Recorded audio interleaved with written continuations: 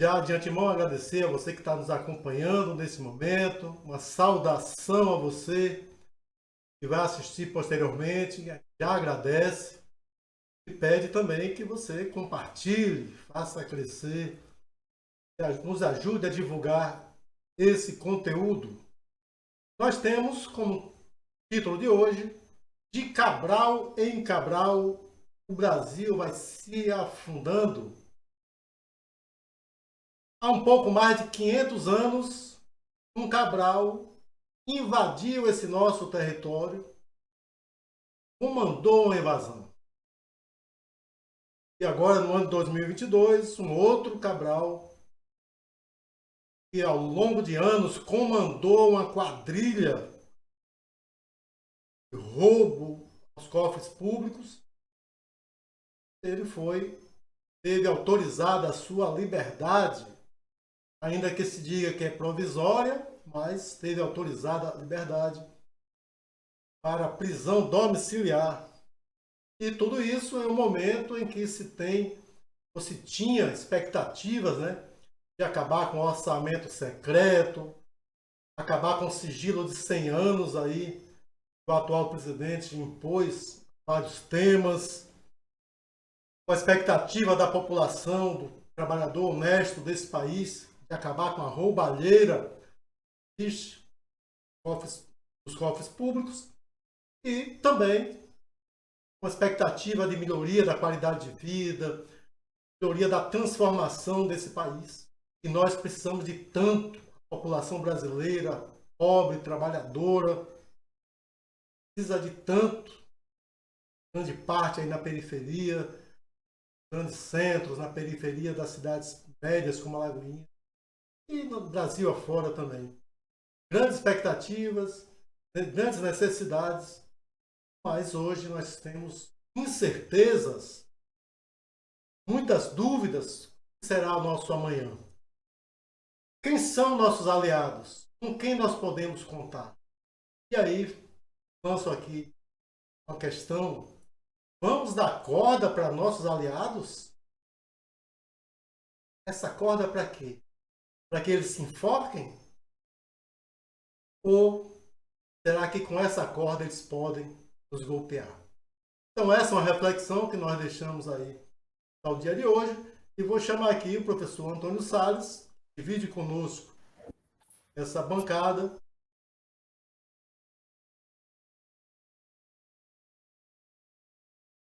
Cabral chegou aqui no Brasil, uma minoria branca passou a surfar sobre o sofrimento, as lágrimas, os sangues e o suor dos povos originários e, posteriormente, dos negros e negras desse país. E persiste até os dias de hoje. A grande maioria da população, constituída pelos trabalhadores, pelas trabalhadoras, pelos negros e negras, pelos indígenas, continua sendo dominada e massacrada por essa minoria branca que nos explora. Então, eu tenho a expectativa que os não ditos das matérias publicadas na mídia grande, que serão analisados aqui por nós, possam nos ajudar a responder a essa indagação que você traz sobre onde essa corda irá apertar, se nos nossos pescoços ou no pescoço de quem nos oprime, e também que possa nos ajudar a compreender qual é o caminho necessário para pararmos com isso, para deixar de ficar de Cabral em Cabral o Brasil se afundando. É com você, Sacramento. Muito bem, Salles. Então vamos imediatamente passar ao primeiro bloco de matérias, que fala exatamente do Cabral do Rio de Janeiro. Sérgio Cabral tem 23 condenações que somam 430 anos de segunda turma do STF revogou prisão preventiva.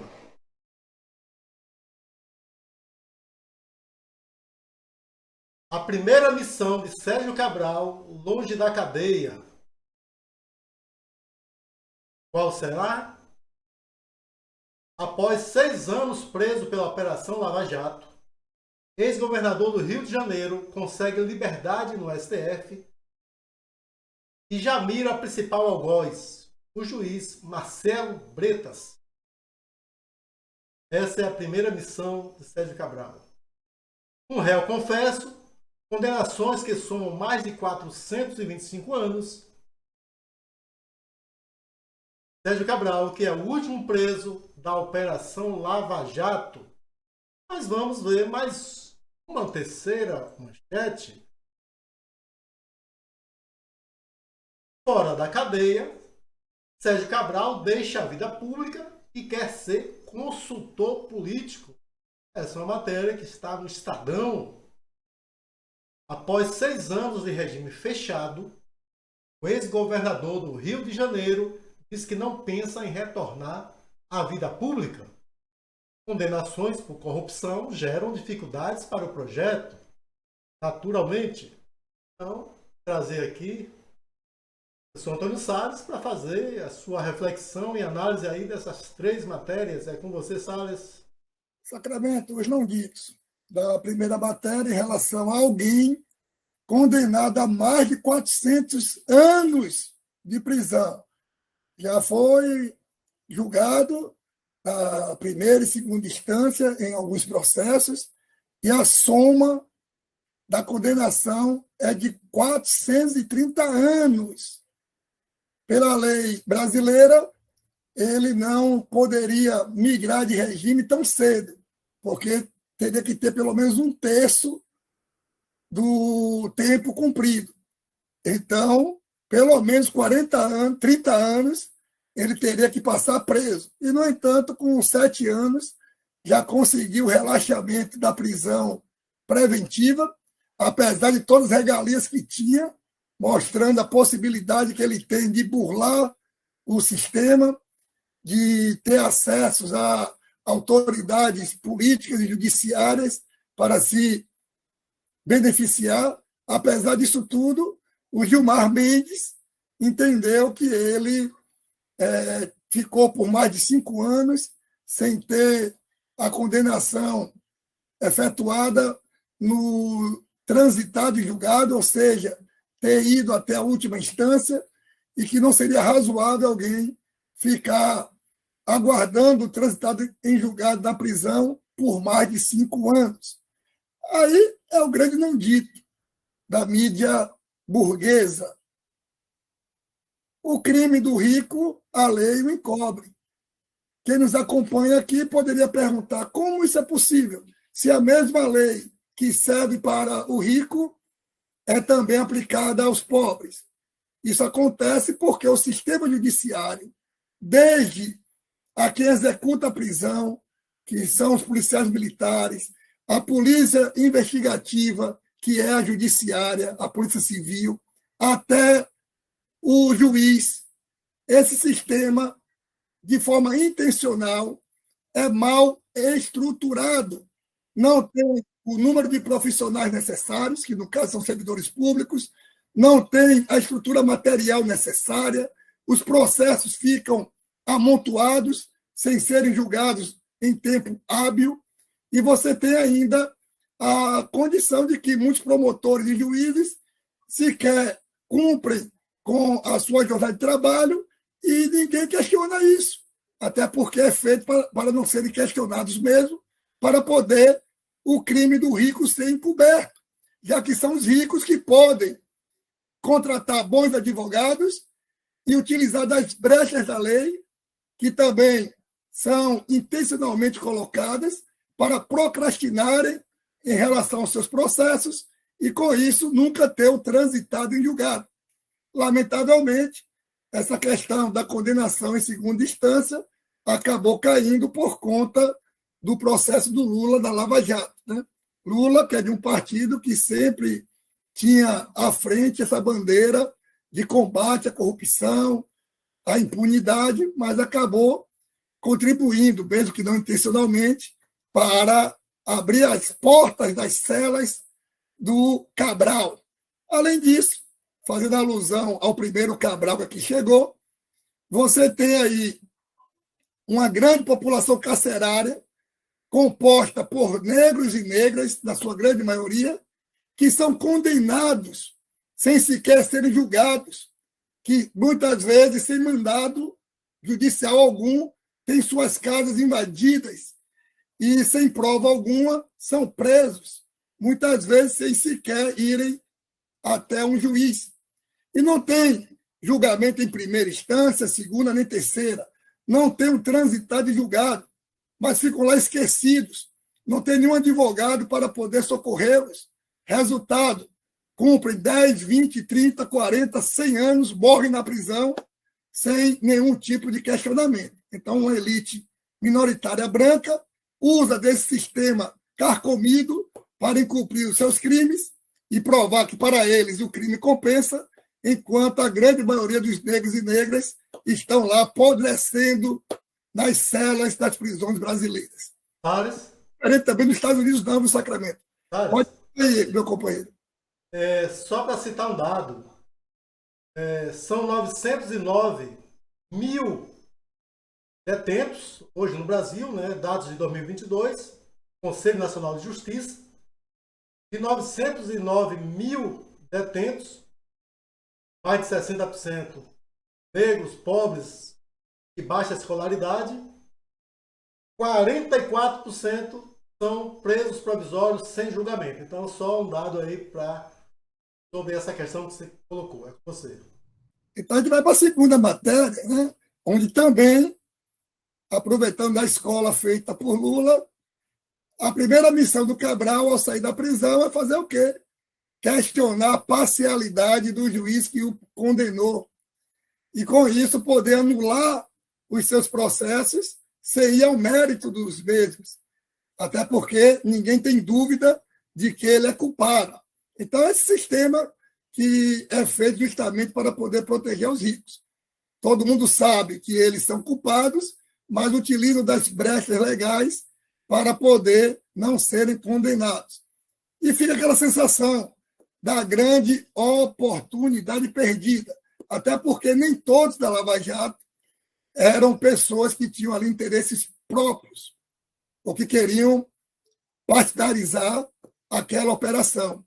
Então, ao invés de aproveitarmos a Lava Jato, que nos mostrou qual seria o caminho para poder, de fato, punir os criminosos de colarinho branco, nós temos agora essa ressaca moral que faz com que continuemos a pensar de que, de fato, o crime do rico, a lei vai sempre encobrir.